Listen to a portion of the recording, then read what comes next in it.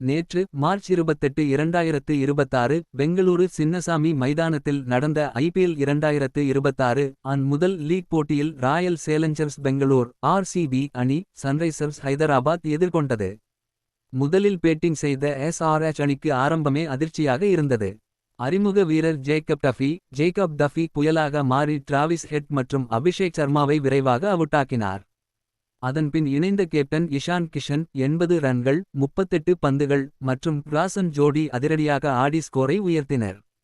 இறுதியில் அனிகேத் வர்மாவின் 43 ரன்கள் 18 பந்துகள் அதிரடியால் ஹைதராபாத் 20 ஓவர்களில் 201 ரன்களை குவித்தது.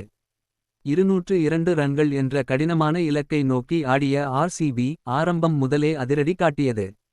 தேவ்தத் படிக்கல் 61 ரன்கள் 26 பந்துகள் பழைய ஃபார்முக்கு திரும்பி மைதானத்தின் நாலாபுறமும் சிக்சர்களை பறக்கவிட்டார்.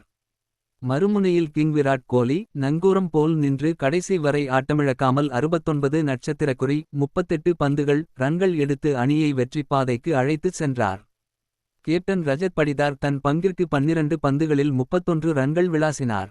3 முக்கிய தருணங்கள் ஹைலைட்ஸ். வரலாற்று சாதனை 200 ரன்களை மிக குறைந்த ஓவர்களில் 15.4 ஓவர்கள் கடந்து ஆர்சிபி புதிய ஐபிஎல் சாதனையை படைத்தது.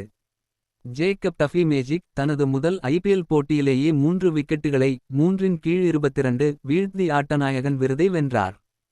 ஃபீல்டிங் பில் சால்ட் எல்லையில் எடுத்த ஒரு அபாரமான கேட்ச் ஆட்டத்தின் போக்கை மாற்றியது.